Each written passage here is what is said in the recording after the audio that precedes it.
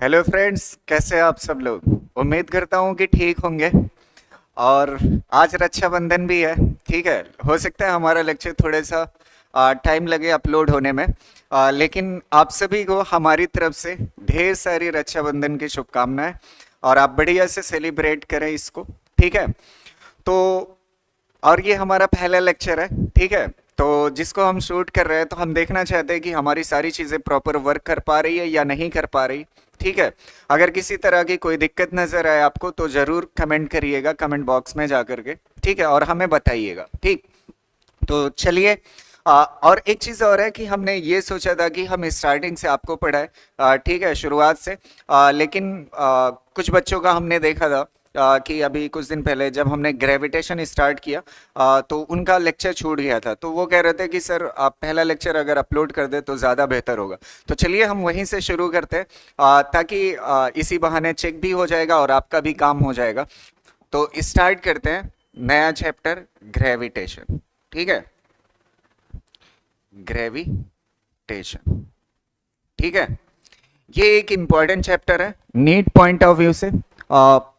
Important क्या, बहुत important कह सकते हो। और साथ साथ में सिंपल भी है। इससे दो क्वेश्चन ऑन एंड एवरेज पूछे ही जाते हैं। ठीक है।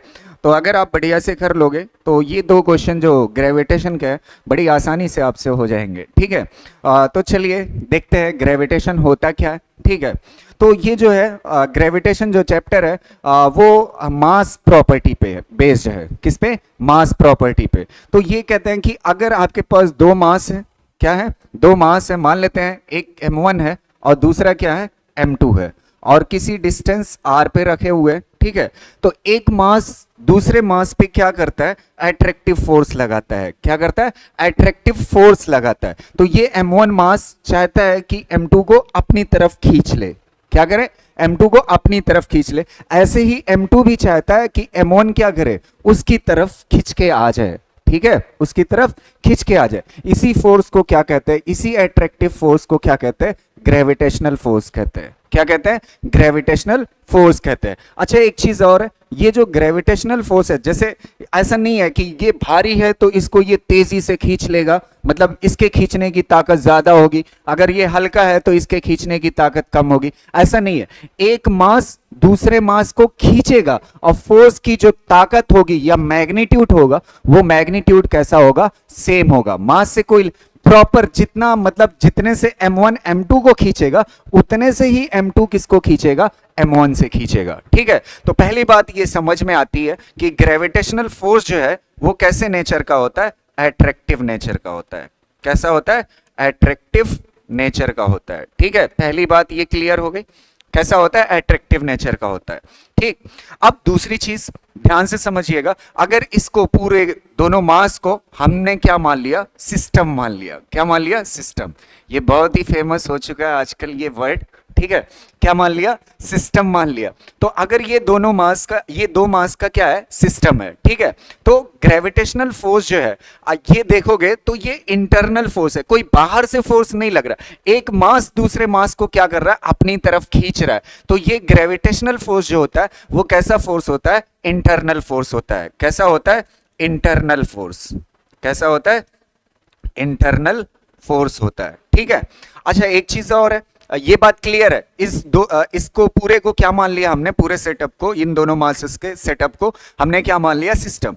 तो यहां पे कोई बाहरी फोर्स नहीं है, ये इंटरनल फोर्स है। एक मास दूसरे मास को खींचना चाहता है तो इसे क्या बोलेंगे? Internal force. तो ये इंटरनल फोर्स। ठीक है। अब तीसरी चीज मैंने आपको वर्क पावर एनर्जी में बताया था कि ग्रेविटेशनल फोर्स का जो नेचर होता है वो कंजर्वेटिव होता है। कैसा फोर्स होता है? ये कंजर्वेटिव फोर्स होता है। कैसा होता है? कंजर्वेटिव फोर्स होता है ग्रेविटेशनल। अब ये कैसे होता है, क्या होता है? अब मैं फिर को इससे रिपीट क्या बताना, आप तो जान ही रहे हो इस चीज को बहुत अच्छे से। वर्क पावर एनर्जी में इस बात को मैंने पढ़ाया है, एक्सप्लेन किया है। ठीक है। तो तीन बातें हो गई। ग्रेविटेशनल फोर्स कैसा होता है? अट्रैक्टिव नेचर का होता है। दूसरी चीज क्या होती है? ये इंटरनल फोर्स होता है। और तीसरी चीज क्या होता है? ये कंजर्वेटिव फोर्स भी कहलाता है। अब एक चीज आप समझिएगा। अब यहां पे देखिए, ग्रेविटेशनल फोर्स जो है वो इंटरनल फोर्स है। अगर इनिशियली मैं मान लेता हूं ये पूरा सेटअप जो है किसमें है? रेस्ट में है। किसमें है? रेस्ट में है। ठीक है। अब ये दो मासेस है।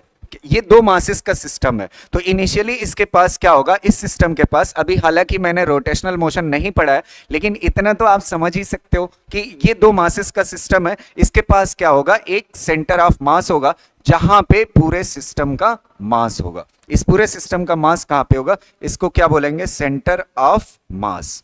ठीक है, तो एक चीज आप समझिए, ये सिस्टम का क्या है, सेंटर ऑफ मास। तो सिस्टम का सेंटर ऑफ मास जो होता है, अगर वो एक्सिलरेट कर सकता है तो सिर्फ और सिर्फ एक कंडीशन होगी, जब इस पे क्या लगे, एक्सटर्नल फोर्स लगे।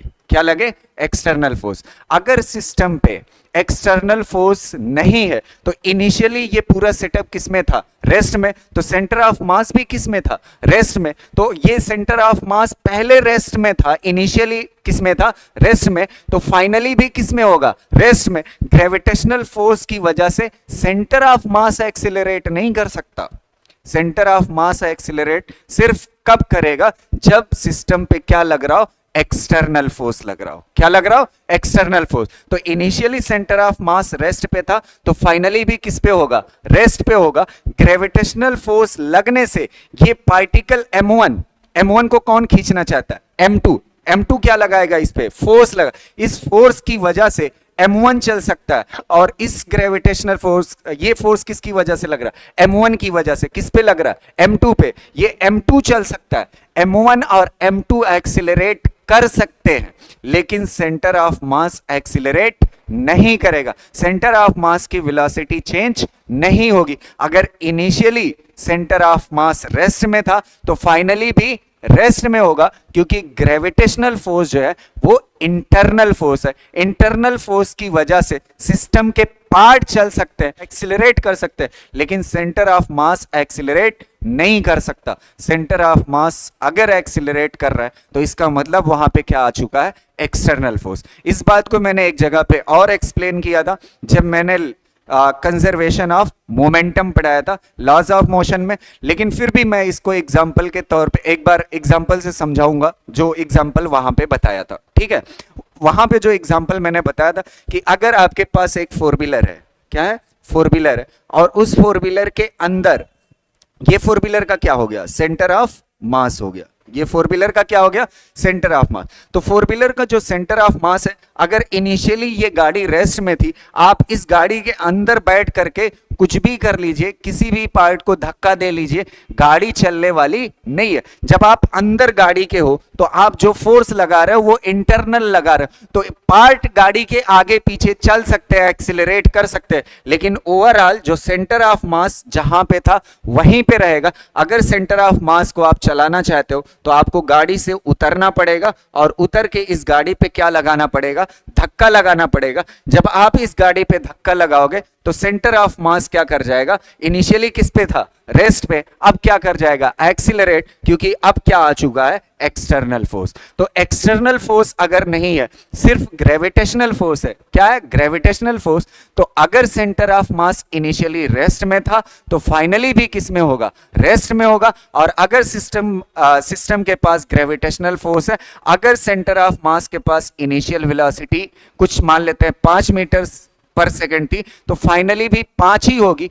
ग्रेविटेशनल फोर्स की वजह से सेंटर ऑफ मास की वेलोसिटी चेंज नहीं होगी। अगर वेलोसिटी चेंज नहीं होती तो इसका मतलब यह है कि एक्सिलरेशन सेंटर ऑफ मास का क्या होगा, जीरो होगा। सेंटर ऑफ मास का एक्सिलरेशन क्या होगा, जीरो होगा। सेंटर ऑफ मास एक्सिलरेट तभी कर सकता है जब कैसा फोर्स हो, एक्सटर्नल फोर्स हो। एक्सटर्नल फोर्स है नहीं। अगर ग्रेविटेशनल फोर्स कैसा होता है, इंटरनल फोर्स होता है। अगर ग्रेविटेशनल फोर्स इंटरनल फोर्स है तो इंटरनल फोर्स की वजह से एक्सिलरेशन जो है सेंटर ऑफ मास का क्या होगा, जीरो होगा। इंटरनल फोर्सेस की वजह से सेंटर ऑफ मास एक्सिलरेट नहीं कर सकता। तो ये बात क्लियर है। चलिए इसको आप छाप लीजिएगा, स्क्रीनशॉट ले लीजिएगा। चलो अब हम बात करेंगे थोड़ा सा एक फार्मूले बेस्ड क्वेश्चन एक दो कर लेते हैं, जिसको मुझे पढ़ाना है रोटेशनल मोशन में। मैंने अभी आपको रोटेशनल मोशन नहीं पढ़ाया, लेकिन फिर भी मतलब उस एक दो क्वेश्चन को करा देता हूं ताकि आपको कॉन्सेप्ट की क्लियरिटी मिले। ठीक है, अब हम देखते हैं उस क्वेश्चन को जिससे हमारा कॉन्सेप्ट क्या हो जाए, क्लियर हो जाए। चलिए क्वेश्चन देखते हैं। ठीक है, मान लेते हैं ध्यान से सुनिएगा, इस क्वेश्चन में सब कुछ आपका निपट जाएगा, क्लियर हो जाएगा। ठीक है, जैसे मान लेते हैं ये हमारे पास मास m1 है, ठीक है, और ये कितनी दूरी पे है, r दूरी पे है, ठीक है, m2 कौन है, m2 है, क्लियर है। अब देखो इन दोनों मास को, इसका यहां पे क्या है, ध्यान से सुनिएगा, यहां पे क्या है, सेंटर ऑफ मास है, यहां पे क्या है, सेंटर ऑफ मास है, ये वाली चीज क्या है, सेंटर ऑफ मास, ठीक है, इस पूरे सिस्टम का ये क्या है, सेंटर ऑफ मास।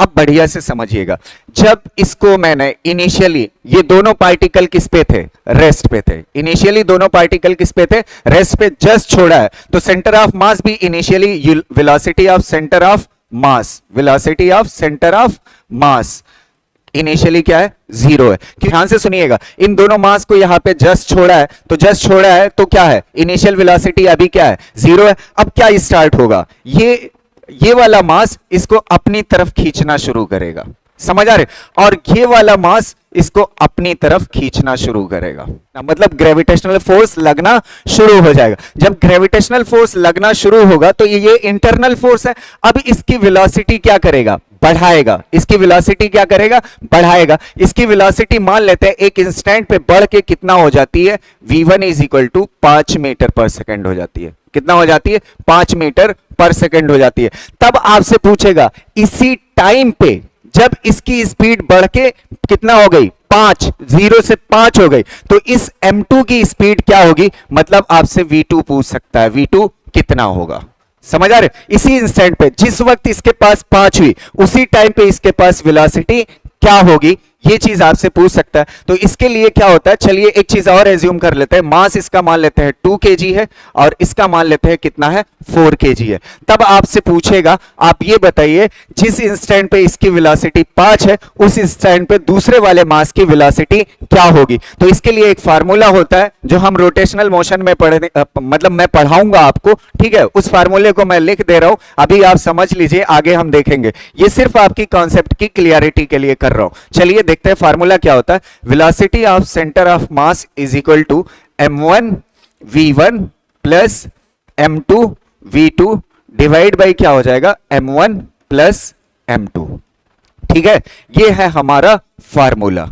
अब आप देखिएगा इनिशियली पार्टिकल को कैसे छोड़ा था, रेस्ट पे, अब इसका क्या हुआ, फोर्स लगने की वजह से ये पार्टिकल की स्पीड क्या हुई, बढ़ना शुरू हुई। तो जिस इंस्टेंट पे इसकी 5 है उसी इंस्टेंट पे इसकी वेलोसिटी पूछ रहा है। तो इनिशियली हमने पार्टिकल को रेस्ट पे छोड़ा था, तो सेंटर ऑफ मास के पास वेलोसिटी क्या थी, 0। अच्छा, ग्रेविटेशनल फोर्स की वजह से पार्टिकल की वेलोसिटी चेंज होगी, सेंटर ऑफ मास की वेलोसिटी चेंज नहीं होगी। सेंटर ऑफ मास की वेलोसिटी सिर्फ एक्सटर्नल फोर्स की वजह से चेंज होती है, इसलिए वेलोसिटी ऑफ सेंटर ऑफ मास क्या होगी, 0 होगी, समझ आए। अब चलिए मास m1 कितना है, 2, m1 कितना है 2 और वेलोसिटी कितना है 5, ठीक, प्लस m2 कितना है, m2 कितना है 4 और आपसे पूछ क्या रहा है, v2 divide by m1 plus m2, m1 plus m2 कितना हो जाएगा, 4 2 6 हो जाएगा। अब इस 6 को इधर लाओगे, मल्टीप्लाई करोगे तो क्या हो जाएगा, 0 हो जाएगा।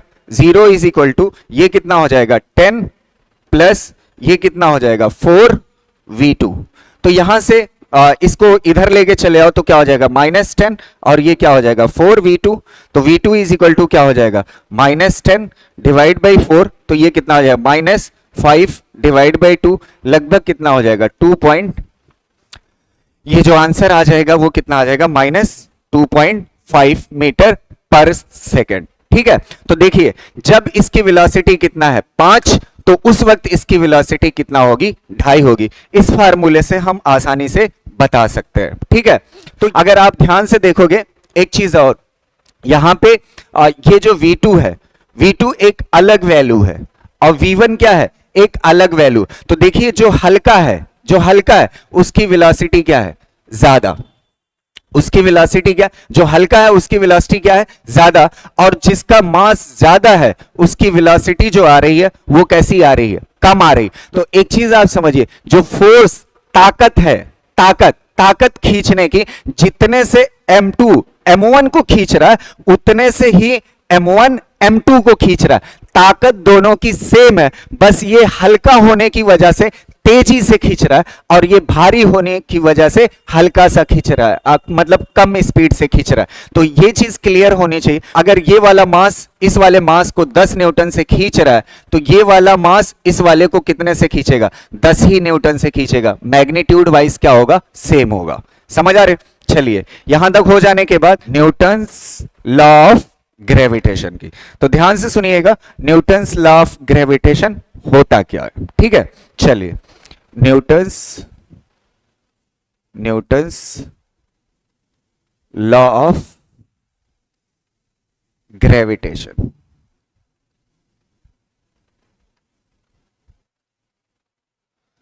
ठीक है, न्यूटन ने क्या बोला कि अगर दो मास है, क्या है? दो मास है और किसी डिस्टेंस r पे रखे हुए हैं एक दूसरे से, किसी डिस्टेंस r पे रखे हुए हैं, एक m1 है और दूसरा क्या है? m2 है और दूरी क्या है? r है। तो एक दूसरे पे क्या लगाते हैं? अट्रैक्टिव फोर्स लगाते हैं। उस अट्रैक्टिव फोर्स का जो मैग्नीट्यूड होगा वो कितने के बराबर होगा? वो force, gravitational force is equal to होगा g, दोनों मास m1 m2 दोनों का मल्टीप्लीकेशन डिवाइड बाई क्या हो जाएगा? उनके बीच की डिस्टेंस का स्क्वायर के। ठीक है, ये किसने बताया? न्यूटन ने बताया, फोर्स का मैग्नीट्यूड। और मैंने बता ही दिया है कि जितना m1 m2 पे फोर्स लगाएगा अपनी तरफ खींचेगा, उतना m2 m1 पे फोर्स लगाएगा अपनी तरफ। ये फोर्स का मैग्नीट्यूड क्या होने जा रहा है? सेम होने जा रहा है। ठीक है, और जैसा कि इसमें m1 क्या है? मास पहले पार्टिकल का, m2 क्या है? मास दूसरे पार्टिकल का, r क्या है? डिस्टेंस दोनों के बीच, दोनों मासेस के बीच की। अब बचा क्या? g। क्या बचा? g। तो ये g होता क्या है? g को बोलते हैं universal gravitational constant. Gravitational constant क्या बोलते हैं? Universal gravitational constant. Universal gravitational constant इसको बोलते हैं, और इसकी जो वैल्यू होती है वो कितने के बराबर होती है? 6.67 इंटू 10 टू द पावर -11 के बराबर होती है। अब बात आती है इसकी यूनिट क्या होगी, तो यहां से जी को छोड़ दीजिए, आप जी को क्या कर दीजिए? छोड़ दीजिए। अब बाकी चीज देखिए, फोर्स की यूनिट क्या होती है? न्यूटन। फोर्स की यूनिट क्या होती है? न्यूटन। और ये आर इधर आएगा, आर क्या है? डिस्टेंस है, तो ये क्या हो जाएगा? मीटर स्क्वायर डिवाइड बाई ये क्या है? मास। मास क्या है? केजी। केजी क्या हो जाएगा? KG square. ये मल्टीप्लाई में इधर आएगा तो क्या हो जाएगा? डिवाइड में, तो ये क्या हो जाएगा? KG square. ठीक है, ये अच्छा, यूनिवर्सल ग्रेविटेशनल कांस्टेंट जो होता है ये यूनिवर्स के कहीं किसी भी कोने में आप लेके चले जाइए, दो मास, जैसे ये दो मास है ना आपके पास, ये जो दो मास है ना, इनको आप कहीं भी यूनिवर्स के किसी भी कोने में लेके चले जाइए, तो इन दो मासेस के बीच में जो ये ग्रेविटेशनल फोर्स है ना, ये ग्रेविटेशनल फोर्स जो यहां पे लग रहा है, यहां पे जो फोर्स लग रहा है दो मासेस के बीच में, अगर डिस्टेंस आर है, यही यूनिवर्स के किसी भी कोने में ले जाओगे सेम ही फोर्स होगा। क्यों? क्योंकि ये जो ग्रेविटेशनल कांस्टेंट है ये हर जगह यूनिवर्स में क्या होगा? इसकी वैल्यू क्या होती है? सेम होती है। तो ये वाली चीज बदलने वाली नहीं है यूनिवर्स के किसी भी कोने में, तो इसलिए इसका जो ग्रेविटेशनल फोर्स है इसकी वैल्यू कहीं पे बदलने वाली नहीं है, इसीलिए इसको नाम रखा जाता है क्या? यूनिवर्सल ग्रेविटेशनल कांस्टेंट, जिसकी वजह से ग्रेविटेशनल फोर्स भी क्या होता है? कांस्टेंट होता है। और एक बात इसकी और इंपॉर्टेंट है कि जो ग्रेविटेशनल फोर्स होता है, अगर दो मासेस हैं और उसके बीच की डिस्टेंस r है, तो इसके बीच में मीडियम आप कुछ भी भर ले, कोई भी चेंज कर ले, ग्रेविटेशनल फोर्स की वैल्यू चेंज होने वाली नहीं है। ग्रेविटेशनल फोर्स कभी नहीं चेंज होगा, क्योंकि ग्रेविटेशनल फोर्स जो है मीडियम पे डिपेंड नहीं करता। लेकिन वहीं अगर हम इलेक्ट्रोस्टैट जाके कूलॉम्स लॉ की बात करें, क्योंकि वो किस पे, ये जो न्यूटन का लॉ है ये किस पे बेस्ड है? मास प्रॉपर्टी पे। लेकिन कूलॉम का जो लॉ है वो किस बेसिस पे बेस्ड है? किस पे बेस्ड है? चार्ज बेसिस पे। अगर ये चार्ज Q1 है और ये डिस्टेंस r है और ये चार्ज क्या है? Q2 है, तो यहां पे कूलॉम फोर्स जो होगा वो क्या होगा? K Q1 Q2 upon are square होगा। इसमें जो कूलॉम फोर्स में ये जो कूलॉम कांस्टेंट है K, कूलॉम कांस्टेंट मीडियम पे डिपेंड करता है। अगर बीच में मीडियम चेंज करोगे तो इसके फोर्स की वैल्यू, कूलॉम फोर्स की वैल्यू क्या हो जाएगी? चेंज हो जाएगी। लेकिन अगर हम बात करते हैं न्यूटन्स लॉ ऑफ ग्रेविटेशन की, इसमें जो ग्रेविटेशनल फोर्स होता है वो जो कांस्टेंट जी है वो मीडियम के बदलने से नहीं बदलता। अगर मीडियम के बदलने से नहीं बदल रहा है तो फोर्स भी क्या रहेगा, कांस्टेंट रहेगा। इस बात को हमेशा ध्यान रखिएगा, ठीक है। ठीक है, तो चलिए यहां तक क्लियर हो जाने के बाद अब हम बात करेंगे vector form of Newton's law of gravitation की। ठीक, अब हम देखेंगे vector form of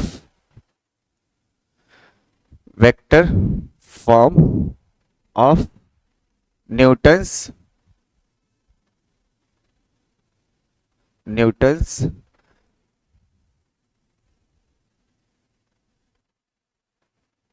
gravitation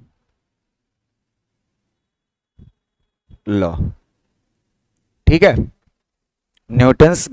vector form of Newton's gravitation law. ठीक है, चलिए देखते हैं वेक्टर फॉर्म इसका क्या होगा। जैसे दो मास है हमारे पास, एक m1 है और दूसरा क्या है, m2 है। एक m1 है, दूसरा क्या है, m2 है। ठीक, अब क्या होगा, ये वाला जो मास है वो किसको खींचेगा, m2 को, तो इधर हो जाएगा, फोर्स लगेगा। ठीक है, और m2 क्या करेगा, m1 को खींचेगा। ठीक है, अब इसका नामकरण कर देते हैं, ये फोर्स एट 1 है। क्या है, फोर्स एट 1 बाई 2। और फोर्स कैसी क्वांटिटी होती है, वेक्टर होती है। और ये वाला फोर्स क्या कहलाएगा, फोर्स एट 2 बाई 1। ठीक है, तो मैं यहां पे एक चीज लिख देता हूं, इससे आप समझ जाओगे। फोर्स ये क्या कहलाएगा, एट 1, और ये क्या कहलाएगा, बाई 2।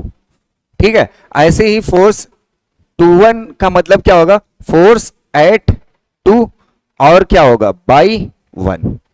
ठीक है, क्लियर रहेगा।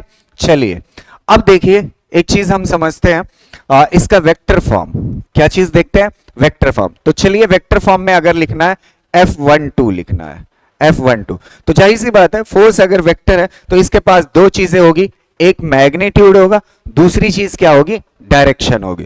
तो मैग्नीट्यूड अभी इससे पहले जस्ट लिखा ही हुआ था। ठीक है, G m1 m2 अपॉन क्या होगा, आर स्क्वायर। ठीक है, ये चीज क्या हो गई, ये चीज हो गई मैग्नीट्यूड, ये चीज क्या हो गई, मैग्नीट्यूड। अब बच क्या रहा है, डायरेक्शन। अब क्या बच रही है, डायरेक्शन। तो एक चीज आप यहां पे ध्यान से समझिएगा, डायरेक्शन कैसे दिखाओगे तो बढ़िया से समझिएगा।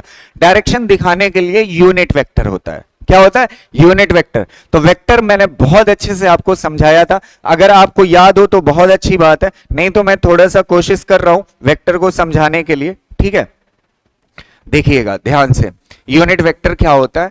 ठीक, यूनिट वेक्टर जैसे मान लेते हैं ये वेलोसिटी है, वेलोसिटी लिखी हुई है 15 मीटर पर सेकेंड और डायरेक्शन दी हुई है ईस्ट। क्या दी हुई है, ईस्ट। ये वाला पार्ट क्या कहलाता है, मैग्नीट्यूड, और ये वाला पार्ट क्या कहलाता है, डायरेक्शन कहलाता है। अगर इसका यूनिट वेक्टर लिखना है तो ये ऐसे हो जाएगा, v cap is equal to, यहां पे 15 की जगह पे क्या आ जाएगा 1 और डायरेक्शन क्या हो जाएगी, ईस्ट। इसको बोलते हैं वेलोसिटी का ये कौन सा वेक्टर, यूनिट वेक्टर। क्या है, यूनिट वेक्टर। जैसे मिसाल के तौर पे एक और ले लेते हैं ताकि और अच्छे से फील आए आपको। जैसे मान लेते हैं ये डिस्प्लेसमेंट वेक्टर है। क्या है, डिस्प्लेसमेंट वेक्टर, और आपको दिया हुआ है 10 मीटर और डायरेक्शन दी हुई है वेस्ट। ये हो गया मैग्नीट्यूड और ये हो गई डायरेक्शन। समझ आए। अगर डिस्प्लेसमेंट वेक्टर का यूनिट वेक्टर लिखना है तो ये क्या हो जाएगा, डी कैप, ये यूनिट वेक्टर हो गया। अब ये कितना हो जाएगा, मैग्नीट्यूड 1 और डायरेक्शन क्या हो जाएगी, वेस्ट। ये क्या कहलाता है, यूनिट वेक्टर। तो अच्छा ये बताओ, ये तो हो गया मैग्नीट्यूड। अगर मैं यूनिट वेक्टर की खासियत आप देख रहे हो, इसमें मैग्नीट्यूड कितना है, 1। यूनिट वेक्टर की खासियत क्या दिख रही है, मैग्नीट्यूड कितना है, 1। अगर किसी भी चीज को 1 से मल्टीप्लाई करते हो तो 1 से मल्टीप्लाई करने पे कोई फर्क पड़ेगा मैग्नीट्यूड पे, नहीं पड़ेगा। इसीलिए हम यूनिट वेक्टर से मल्टीप्लाई करते हैं। तो यूनिट वेक्टर से मल्टीप्लाई करोगे तो इसके मैग्नीट्यूड पे कोई इफेक्ट नहीं आएगा, और साथ साथ में क्या ये जुड़ जाएगा, डायरेक्शन जुड़ जाएगी। क्या जुड़ जाएगी, डायरेक्शन। इसीलिए हम यूनिट वेक्टर से मल्टीप्लाई करते हैं। तो यहां पे हम क्या मल्टीप्लाई कर देंगे, R1, और एरो मैं लगा रहा हूं, इसका मतलब आप समझिएगा 1 से टू की तरफ, ये डिस्प्लेसमेंट वेक्टर। और यहां पे एक चीज गड़बड़ा रही, यहां पे कैप लगेगा, यूनिट वेक्टर। क्या लगेगा? Unit vector. यूनिट वेक्टर का मैग्नीट्यूड कितना होगा? 1, और साथ साथ में क्या लगी हुई? डायरेक्शन। तो देखिए 1 से 2 लिखा हुआ है ना, मतलब ये देखिए 1 2 फोर्स जो है, फोर्स एट 1 बाई 2 किस तरफ है? इस तरफ है। तो ये यूनिट वेक्टर है, ये डायरेक्शन क्या बता रहा है? 1 से 2 की तरफ, और साथ साथ में क्या है? Unit vector. अगर इससे मल्टीप्लाई करोगे तो इसके मैग्नीट्यूड पे नहीं इफेक्ट आएगा, और डायरेक्शन बता रहा है कि नहीं 1 से किस तरफ? 2 की तरफ। समझ आ रही ना बात? अब देखिएगा, ध्यान से सुनिएगा, अगर मैं यहीं पे F12 लिखना है मुझे, मैग्नीट्यूड तो यही रहेगा, Gm1 M2 डिवाइड बाई क्या हो जाएगा? R square. क्या हो जाएगा? R स्क्वायर हो जाएगा। ये वाला पार्ट क्या हो गया? मैग्नीट्यूड। अगर मैं यहीं पे यूनिट वेक्टर ये 2 से 1 वाले से मल्टीप्लाई कर दूं, तब ये क्या बता रहा है? यूनिट वेक्टर किसका? डिस्प्लेसमेंट का। किसका बता रहा है? डिस्प्लेसमेंट का। अगर ये डिस्प्लेसमेंट का यूनिट वेक्टर है, तो एक चीज आप समझिए, इसकी डायरेक्शन क्या है? 2 से 1। ये 2 से 1 की तरफ है, तो 2 से 1 नहीं लग रहा है 1 2 ना, 1 2 तो इधर है, तो ये 2 से 1 बता रहा है, 2 से 1 मतलब डायरेक्शन इधर है। तो यूनिट वेक्टर का मैग्नीट्यूड कितना होता है? 1। तो मल्टीप्लाई करने पे कोई फर्क नहीं पड़ा, लेकिन ये डायरेक्शन किधर बता रहा है? 2 से 1, और मुझे चाहिए क्या? इधर की तरफ। तो इधर की तरफ चाहिए, तो यहां पे क्या लगा दूंगा मैं? माइनस लगा दूंगा। क्या लगा दूंगा? माइनस लगा दूंगा। तो इस माइनस लगाने से देखिए, ये 2 से 1 मतलब इधर, तो माइनस का मतलब क्या होता है? अपोजिट। अपोजिट, इसके अपोजिट है 1 2। क्लियर रहेगा? तो ये दोनों छाप लीजिए, वेक्टर फॉर्म इसका। ठीक है, फिर आगे बात करते हैं। ठीक है, ठीक। फिर इसके बाद देखते हैं, ये हो गया 1 2 का वेक्टर फॉर्म में। समझ आ रहे? मतलब फोर्स एट 1 बाई 2। ऐसे ही देखेंगे फोर्स एट 2 बाई 1। ठीक है, इधर हम कर लेते हैं, कोई दिक्कत नहीं है। ठीक है, इधर हम देखते हैं इसको, फोर्स एट 2 बाई 1। इसको अगर वेक्टर फॉर्म में लिखना है, तो मैग्नीट्यूड तो सेम रहने जा रहा है, Gm1 M2 डिवाइड बाई क्या हो जाएगा? R square. ये तो हो गया मैग्नीट्यूड। अगर आप यहां पे 1 से 2 डायरेक्शन लेते हो, 1 से 2 यूनिट वेक्टर, ये डिस्प्लेसमेंट या पोजीशन वेक्टर 1 से 2। तो अगर 1 से 2 का यूनिट वेक्टर है, तो एक चीज आप समझिए, यूनिट वेक्टर है तो ठीक है। अच्छा, F एट 2 बाई 1 की डायरेक्शन किधर है? इधर है। और ये 1 से 2 किधर बता रहा है? इधर बता रहा है। तो डायरेक्शन अपोजिट बता रहा है ना ये।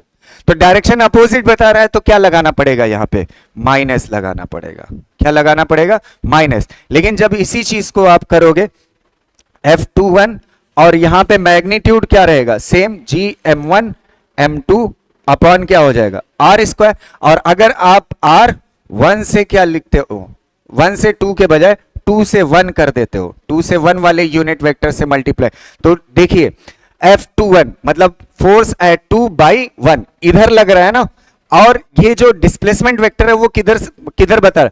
2 से 1। तो इस बार माइनस लगाने की जरूरत नहीं है। तो ये हो गया वेक्टर फॉर्म। ठीक है, इसको कर लीजिए। ठीक है, फिर उसके बाद आगे बात करते हैं इसके क्वेश्चन को कैसे सॉल्व करेंगे। वैसे तो मैं आपसे डिस्कस कर चुका हूं एक जगह पे इलेक्ट्रोस्टैट बेसिस पे, जो क्या कहते हैं यूनिट एंड मेजरमेंट में, लेकिन फिर भी मैं एक क्वेश्चन आपको करा दे रहा हूं ताकि आपको हिंट हो जाए और क्लियर हो जाए कि कैसे करना होता है इसके क्वेश्चन। अभी तो मैंने वेक्टर फॉर्म लिखना सिखाया है। ठीक है, तो चलिए इसको कर लीजिए, फिर उसके बाद एक क्वेश्चन करते हैं। ठीक है, ठीक, चलो एक क्वेश्चन देख लेते हैं इसके ऊपर। जैसे मान लेते हैं मिसाल के तौर पे, ठीक, ये 2 मासेस है, एक मास M1 है और दूसरा मास क्या है? M2 है। ठीक, अब इसके पोजीशन कोऑर्डिनेट्स आपको लिख दे रहा हूं मैं। जैसे ये 1 है और ये 2 है, ये 3 है। ठीक, और इसके पोजीशन कोऑर्डिनेट ये मान लेते हैं 2 है, ये 5 है, ये 8 लिख दिया। ठीक है, तो पोजीशन कोऑर्डिनेट आप मेरे ख्याल से सीखे ही होंगे। जैसे मान लेते हैं ये यहाँ पे एक पार्टिकल है और ये हमारी ओरिजिन है, तो पहले आपको किधर आना पड़ेगा? मान लेते हैं ये x, फिर ये y और ये क्या? z। तो ये जो होता है ये x होता है और ये क्या होता है? y, और ये क्या होता है, z होता है। मतलब इस पोजीशन पे जहां पे m1 रखा हुआ है, पहले आपको 1 मीटर किधर चलना है, x में, फिर उसके बाद 2 मीटर किस में चलना है, y में, फिर 3 मीटर किस में चलना है, z में, तब आप पहुंचोगे पोजीशन m1। ऐसे ही ये क्या है, m2 है। m2 तक पहुंचने के लिए आपको क्या करना पड़ेगा, पहले 2 मीटर किस में चलना पड़ेगा, x में, फिर 5 मीटर किस में, y में, फिर 8 मीटर किस में, z में चलना पड़े। तो चलिए ये पोजीशन कोऑर्डिनेट हो गए और ये मास कितना है, m1 और m2 है। बस आपको एग्जांपल मतलब क्वेश्चन मुझे समझाना है, बस इस चीज को आप समझिएगा। जैसे मिसाल के तौर पे मैं कैलकुलेट करना चाहता हूं f1 to 2 कैलकुलेट करना चाहता हूं, ये मेरा मकसद है। तो चलिए मैं आपको पूरा प्रॉपर तरीके से सॉल्व करके दे रहा हूं, फिर एक क्वेश्चन आपको दे दूंगा, आप घर से करिएगा, ठीक है। चलिए देखते हैं, इस चीज को समझते हैं, f1 to 2 कैसे कैलकुलेट करेंगे। जैसे मान लेते हैं हमारे पास मिसाल के तौर पे f1 to 2 कैलकुलेट करना है, तो सबसे पहली चीज मुझे क्या चाहिए, मैग्नीट्यूड। मैग्नीट्यूड आपका क्या होगा, g m1 m2 divide by क्या होगा, आर स्क्वायर। अब आपकी चॉइस है, अगर आप 1 to 2 लेते हो, 1 to 2 लेते हो, 1 to 2, तो यहां पे माइनस लेने की जरूरत है नहीं। और अगर आप 2 से 1 लेते हो, उल्टा वाला मैंने आपको बताया, तो आपको यहां पे क्या लेना पड़ेगा, माइनस लगा। तो कोई दिक्कत नहीं, उससे भी करोगे आंसर क्या होगा, सेम ही आएगा, कोई दिक्कत। अगर आप समझदार होगे तो आराम से समझ जाओगे, कोई दिक्कत है नहीं, वेक्टर अगर बढ़िया से समझे होगे, ठीक है। तो चलिए अब एक चीज आप देखिए, अब हमारा टारगेट जो है, ये चीज हिस्सा है मैग्नीट्यूड। आपको जी की वैल्यू पता है, ठीक है। आपको मुझे किसकी वैल्यू देना है, मास m1 और मास m2 की वैल्यू देना, और इसके बीच की जो डिस्टेंस है वो क्या है, r है। इन तीनों चीजों की अगर वैल्यू मैं दे दूं तो आप तो ये सॉल्व कर ले जाओगे। मान लेते हैं मिसाल के तौर पे मैंने g की वैल्यू रखा आपने, और m1 की वैल्यू रखा, m2 की वैल्यू रखा, और r की वैल्यू रखा। जस्ट एग्जांपल दे रहा हूं, मान लेते हैं आ गया आपका 10, कितना आ गया 10। तो g की वैल्यू आपको पता थी, m1 की वैल्यू, m2 की वैल्यू, r की वैल्यू। जब आपने सबको रखा आपको सॉल्व करके आया 10। अब मसला किसका आएगा, r1 से 2 कैलकुलेट करना।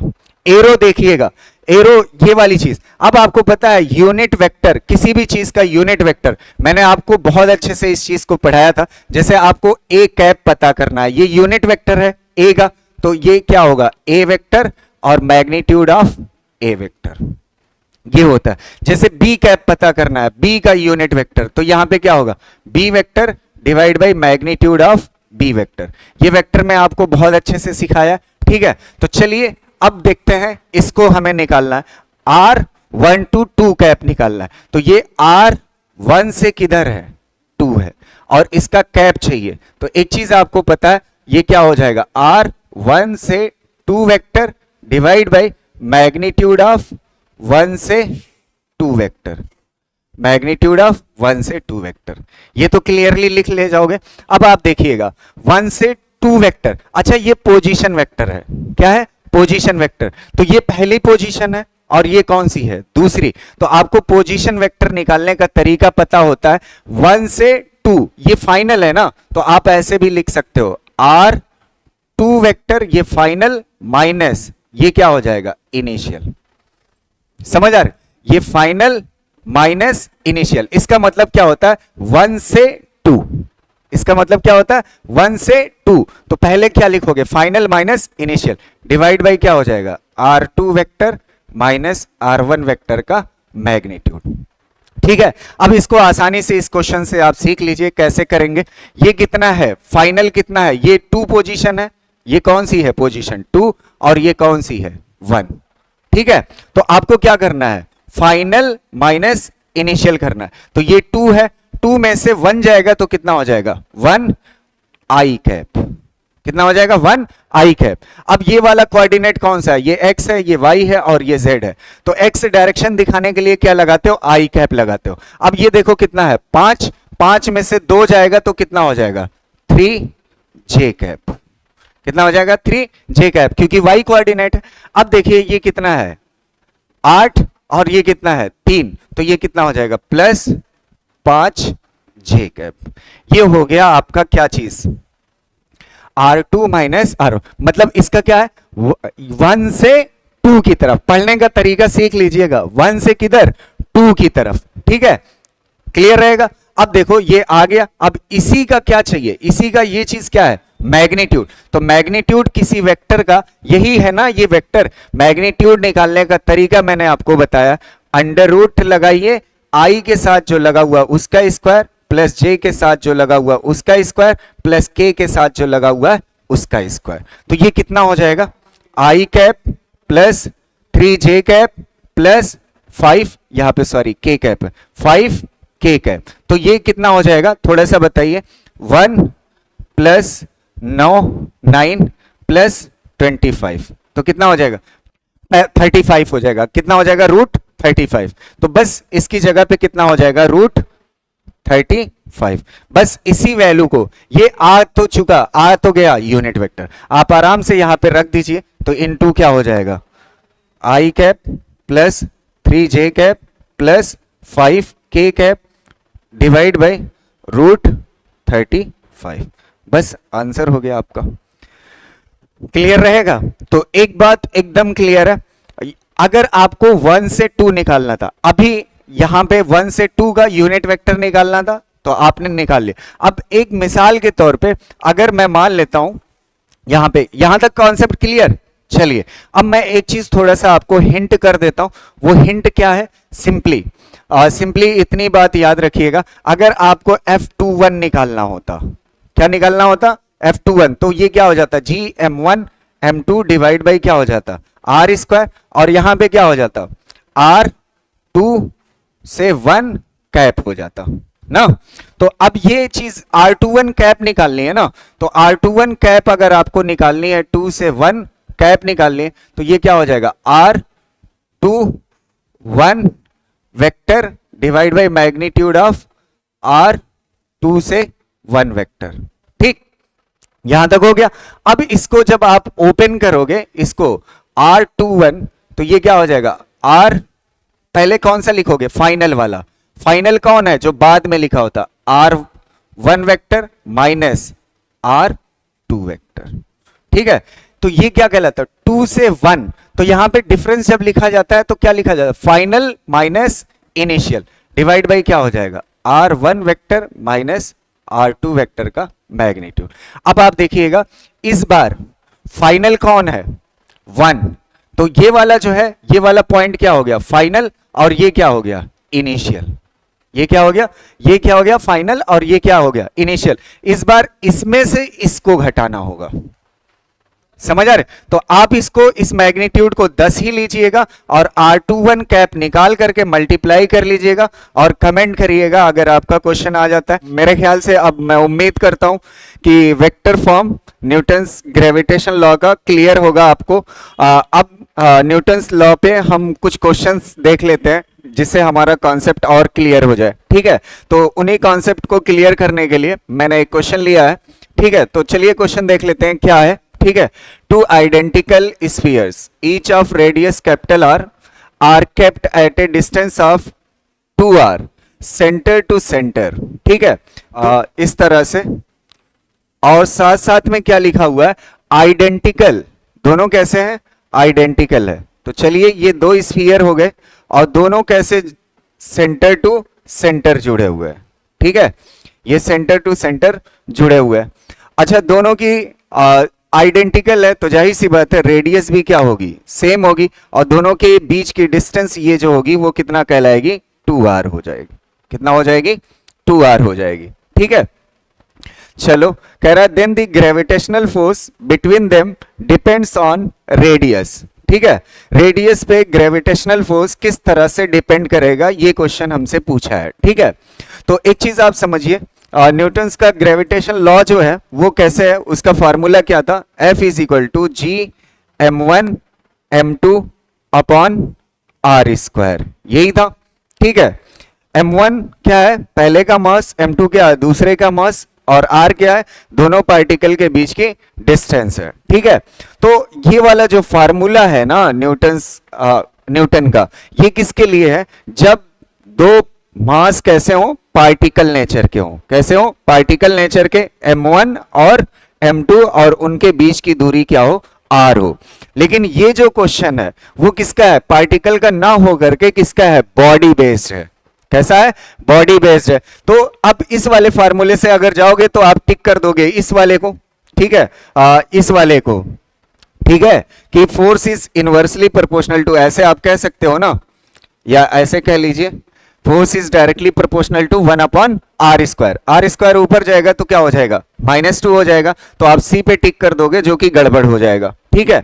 तो इसको ध्यान से सुनिएगा, सही कौन सा ऑप्शन होगा और कैसे करेंगे, कॉन्सेप्ट की क्लियरिटी के लिए मैं आपको बता रहा हूं, बढ़िया से समझिएगा। सबसे पहली चीज, ये जो फार्मूला है ये किसके लिए न्यूटन ने बताया है, पार्टिकल के लिए। किसके लिए, पार्टिकल के लिए। और जो हमारा क्वेश्चन है वो किसके लिए, बॉडी के लिए, ठीक है। तो एक बात मैं आपको बताऊं, एक फार्मूला आपने पढ़ा होगा बचपने में, रो इज इक्वल टू क्या होता है, rho is equal to density is equal to mass divide by volume. तो मास इज इक्वल टू आप क्या कर सकते हो, रो इंटू वॉल्यूम। ये फार्मूला आपने पढ़ा होगा, मास इज इक्वल टू क्या होता है, रो इंटू वॉल्यूम। अगर स्फेरिकल साइज है, कैसा है, स्फीयर है, तो स्फीयर अगर वो जो बॉडी है वो कैसी है, स्फेरिकल है, तो वॉल्यूम का फार्मूला होता है 4/3 pi R cube, 4/3 pi R cube. ये होता है फार्मूला स्फीयर के वॉल्यूम का, ठीक है। तो एक चीज आप समझिए, मास किस पे डिपेंड कर रहा है, रेडियस पे। मास किस पे डिपेंड कर रहा है, रेडियस पे। ये कब कंडीशन होती है, जब कोई चीज बॉडी होती है।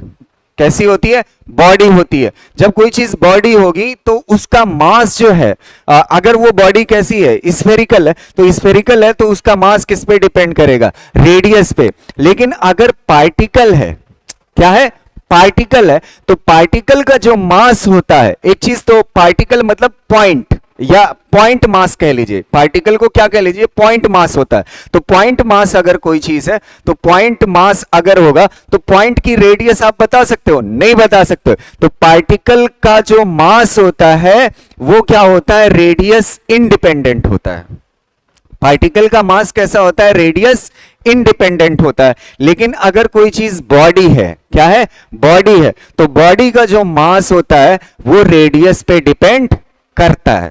ये बात क्लियर रहेगी, अगर ये बात क्लियर रहेगी तो बड़ी आसानी से आप क्वेश्चन समझ जाओगे, फिर आप कर पाओगे, ठीक है। तो ये जो फार्मूला होता है mass is equal to rho into volume, ये बेसिकली यूज किसके लिए होता है, बॉडी के लिए। अगर यूनिफॉर्म डेंसिटी की बॉडी है, किसकी, यूनिफॉर्म डेंसिटी की, तो रेडियस पे डिपेंड करेगा क्या चीज, मास। अगर आप रेडियस बढ़ाते जाओगे, मतलब जैसे कोई स्फीयर बना हुआ है, उस पे उसी मटेरियल को और लगाते जाओ तो स्फीयर बढ़ता जाएगा ना। तो स्फीयर बढ़ता जाएगा तो उसकी रेडियस भी बढ़ रही है और साथ साथ क्या बढ़ रहा है, मास भी बढ़ रहा है। तो वही चीज है, मास किस पे डिपेंड होता है, रेडियस पे। लेकिन अगर पार्टिकल नेचर होता है तो पार्टिकल नेचर में क्या होता है, मास जो होता है वो रेडियस पे डिपेंड नहीं करता। मेरे ख्याल से उम्मीद करता हूं कि अब ये बात आपको क्लियर होगी, अब आसानी से आप क्वेश्चन को कर सकते हो। तो इसी फार्मूले को जो किसके लिए, पार्टिकल के लिए, मैं यूज कर सकता हूं किसके लिए, बॉडी के लिए। बस क्या होगा, F इज इक्वल टू क्या कर लेंगे, G m1 m2, दोनों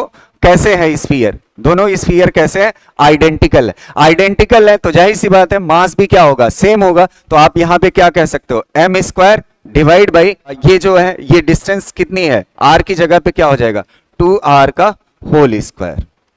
समझ आ रही ना बात, यहां तक क्लियर है। अब इसके बाद देखिएगा F इज इक्वल टू यहाँ पे G और m की जगह पे आप क्या लिख सकते हो, मास की जगह पे रो इंटू वॉल्यूम। वॉल्यूम की जगह पे आप क्या लिख सकते हो, 4/3 पाई आर क्यूब, और इसका क्या हो जाएगा, स्क्वायर हो जाएगा। और डिवाइड बाई क्या हो जाएगा, 2 की पावर 2 कितना हो जाएगा, 4r²। अगर आप सिर्फ सारे कांस्टेंट को छोड़ करके आप खाली रेडियस को देखिए, इतनी चीजों को हटा दीजिए, तो ये क्या हो जाएगा, ये तो इतना हिस्सा क्या है जितना मैंने ब्रैकेट में किया, ये सारी चीजें क्या है, कांस्टेंट है। तो इसको k लिख दो और यहां पे देखोगे r की पावर, अच्छा पावर की पावर क्या हो जाती है, मल्टीप्लाई। तो 3 2 जा कितना हो जाएगा, 6 डिवाइड बाई ये क्या हो जाएगा, r², ये क्या हो जाएगा, कैंसिल, यहां पे क्या बचेगा, 4। तो F is directly proportional to r की पावर 4। ये कौन सा सही होगा, बी वाला। तो क्लियर रहेगी ये बात। तो यहां पे बस खाली आपको एक ही चीज नोटिस करना था, ये वाला फार्मूला किसके लिए था, पार्टिकल के लिए।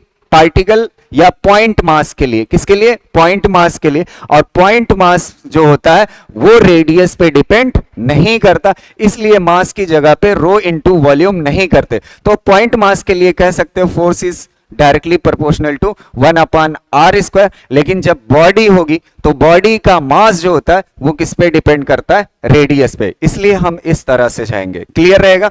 चलिए एक क्वेश्चन और देख लेते हैं, इसको आप स्क्रीनशॉट ले लीजिएगा बढ़िया से, ठीक है। चलिए नेक्स्ट क्वेश्चन आ गया, ठीक है, ये भी बढ़िया क्वेश्चन है, इससे भी थोड़ा सा कॉन्सेप्ट और अच्छा होगा। चलिए ठीक है, कह रहा है two particle of equal mass, दो पार्टिकल जो इक्वल मास के आर रेडियस पे क्या कर रहे हैं, वो सर्कुलर मोशन कर रहे हैं। क्या कर रहे हैं, सर्कुलर मोशन कर रहे हैं, ठीक है, under the action of their mutual gravitational attraction. चलिए समझते हैं इस क्वेश्चन को, बढ़िया से कंसंट्रेट करिएगा और इस क्वेश्चन को समझने की कोशिश करिएगा, ठीक है। ये इस तरह से सर्कुलर मोशन कर रहा है, हमारे दो पार्टिकल है, ठीक है, एक पार्टिकल यहां पे मान लो और एक पार्टिकल यहां पे मान लो, ठीक है। और ये दोनों कैसा मोशन कर रहे हैं, सर्कुलर मोशन कर रहे हैं। कंसंट्रेट करिएगा, समझिएगा, नहीं तो गड़बड़ा जाएगा, ठीक है। ये हमारा क्या हो गया, सेंटर हो गया।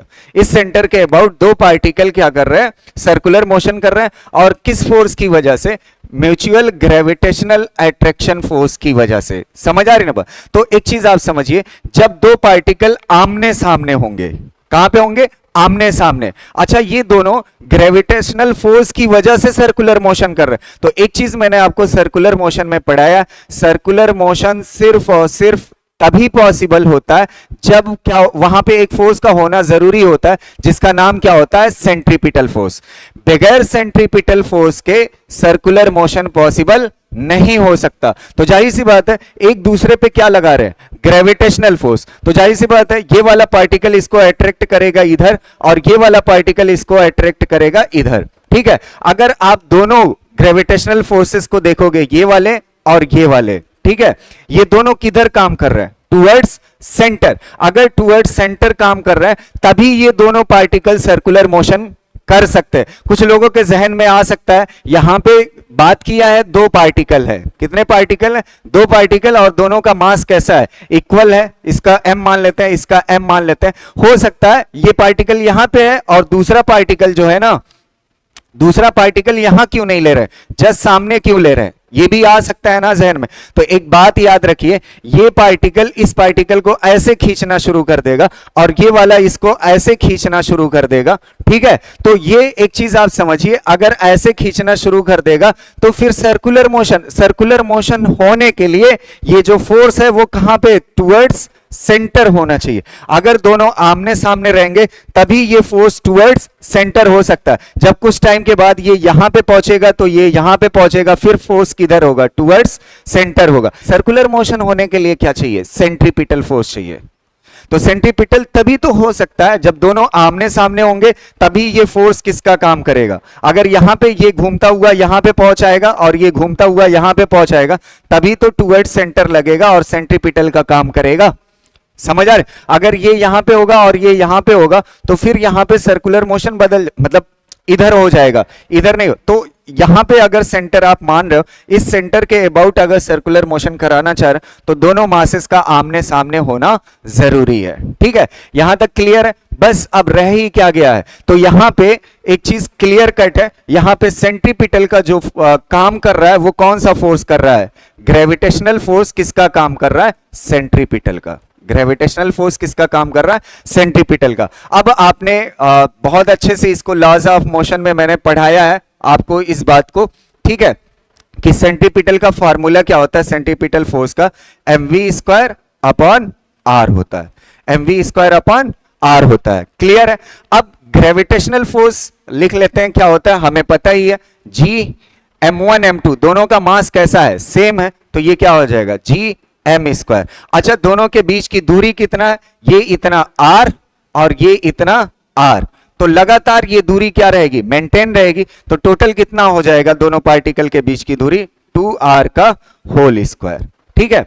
तो अब यहां से देखिए कुछ कटे तो काट लीजिए, m से m कैंसिल और एक r से एक r कैंसिल हो जाएगा। पहले इसको कर लेते हैं, v² upon r is equal to क्या हो जाएगा, gm अपॉन ये कितना हो जाएगा 4r²। इसका स्क्वायर करोगे तो क्या हो जाएगा 4r²। एक r से एक r कैंसिल हो जाएगा। आपसे क्या पूछा है v पूछा है, तो यहां से क्या हो जाएगा v² is equal to gm upon कितना हो जाएगा 4r हो जाएगा। तो यहां से v इज इक्वल टू क्या हो जाएगा √gm अपॉन 4r हो जाएगा। तो देख लीजिए, मैच करा लीजिए, कौन सा मैच करेगा, gm upon 4r, √gm upon 4r, सी वाला सही हो जाएगा। ठीक है, तो यहां तक क्लियर है। इसका स्क्रीनशॉट ले लीजिए और एक क्वेश्चन और मैं अपनी तरफ से जोड़ दे रहा हूं। ठीक है, अगर इसी क्वेश्चन में टाइम पीरियड पूछ देता, इसका स्क्रीनशॉट ले लीजिए, फिर मैं बता रहा हूं। टाइम पीरियड का मतलब आप जानते ही हो, एक चक्कर लगाने में जहां पे था वहां से एक चक्कर फिर वहीं पे घूम के आ जाए, उसमें जो टाइम लगता है उसे क्या बोलते हैं, टाइम पीरियड। अगर आपसे टाइम पीरियड पूछा होता तो आप कैसे कैलकुलेट करते, तो चलिए देखते हैं उसको। टाइम पीरियड तो हम जानते ही क्या होता है, टाइम अगर हम एक फार्मूला जानते हैं, स्पीड इज इक्वल टू क्या होता है, डिस्टेंस अपॉन टाइम। तो टाइम इज इक्वल टू क्या हो जाएगा, टाइम इज इक्वल टू हो जाएगा डिस्टेंस अपॉन स्पीड। तो स्पीड इससे पहले हम निकाल ही चुके हैं, इससे पहले। ठीक है, v की वैल्यू आ ही चुकी है। v की वैल्यू कितना थी हमें पता है, √gm अपॉन कितना थी 4r थी। इससे पहले हम कैलकुलेट कर ही चुके। अब मसला किसका है, डिस्टेंस का। तो एक चक्कर अगर कोई चीज घूमा है, एक चक्कर, तो कितना डिस्टेंस चली है 2πr। अब इसको आप सॉल्व कर लोगे, टाइम पीरियड, टी की जगह पे क्या हो जाएगा टाइम, क्योंकि डिस्टेंस हमने कितना ले लिए, एक चक्कर में जो डिस्टेंस चला है 2πr। तो यहां से टाइम पीरियड आप आसानी से निकाल सकते हो। ठीक है, और मैं सॉल्व कर सकता हूं, थोड़ा सा कर देता हूं आपके लिए। ठीक है, तो यहां से क्या हो जाएगा √gm। अब समझिएगा, अच्छा 4 का रूट कितना होगा, डिवाइड में 2 था, ऊपर चला जाएगा तो 2 किस में आ जाएगा, मल्टीप्लाई में। किस में आ जाएगा, मल्टीप्लाई में। और r पे रूट है, तो r पे रूट मतलब √r को आप ऐसे भी तो लिख सकते हो, ये तो आपको पता ही होगा इतना। ठीक है, तो ये r की पावर कितना है 1/2। तो ऊपर आएगा तो ये सीधा यहां पे डिवाइड में है, ऊपर चला जाएगा तो इनटू क्या हो जाएगा, r की पावर 1/2 हो जाएगा। तो इसको सॉल्व करोगे तो 2 2 जा कितना हो जाएगा 4π, r की पावर, ये r की पावर 1/2, ये +1 तो कितना हो जाएगा 3/2 डिवाइड बाई √gm। ये हो जाएगा आपका टाइम पीरियड। ठीक है, तो एक क्वेश्चन और जोड़ के करा दिया टाइम पीरियड पे। ठीक है, तो आज की क्लास इतना ही, क्योंकि मैंने यहीं तक पढ़ाया था लास्ट क्लास में। जिसकी छुट्टी हुई होगी वो कवर कर लेगा। ठीक है, ठीक है, okay, thank you so much.